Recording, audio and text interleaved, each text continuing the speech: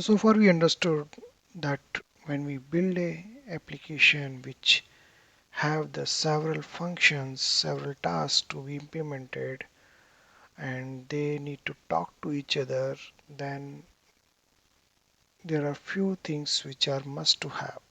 The first one is that at each task level there should be error handling available where I can catch the exception, handle it.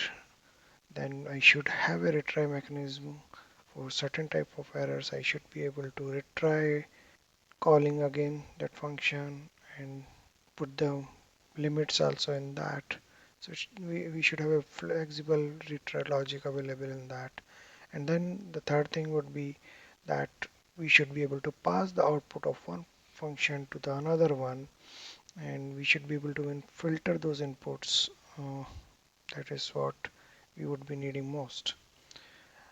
Now, when we have multiple steps running, multiple functions running for your workflow application, then monitoring becomes a important task because we need to know at what step what function is failing due to what reason, and that is required for debugging.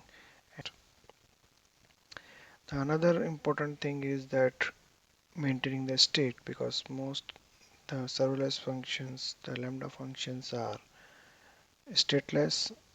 They don't maintain the state, and while passing the data from one function to another function, you need to maintain the state of those. So these are the main important things are required for a solution to get the orchestration of multiple tasks and the functions.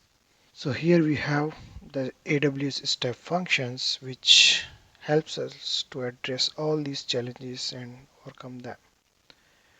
So I will go with the AWS definition, which says that it makes it easy to coordinate the components of distributed applications using workflow. So not only it helps us to do the coordination of multiple tasks, it helps us to visualize that flow, what has been designed. So in step functions, what we do is that we write state machine flow using the JSON, and then it equivalently creates a diagram which shows the end-to-end flow where you can see how your workflow will be running from start to end.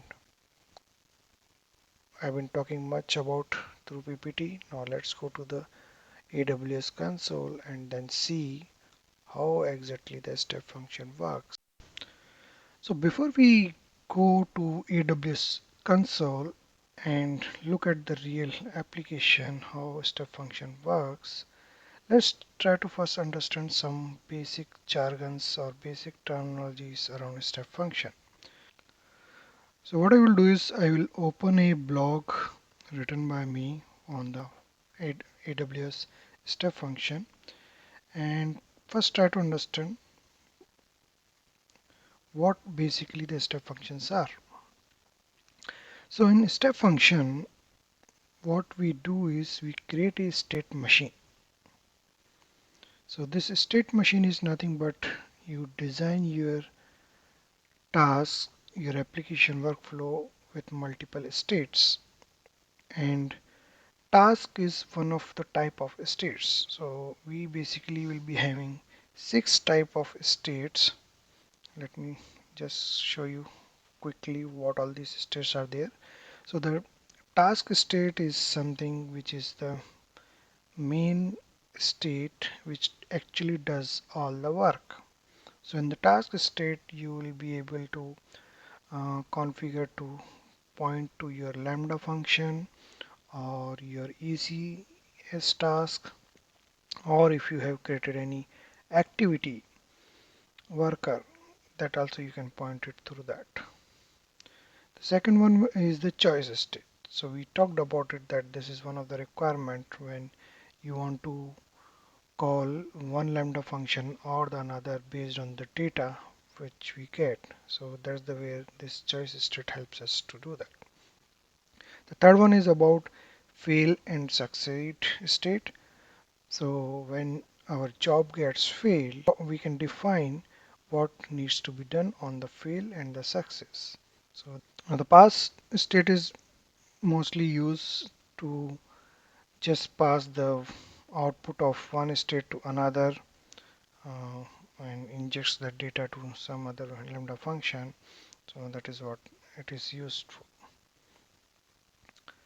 Now wait state is all about if you want to put some delay on your lambda function execution after the first one gets executed.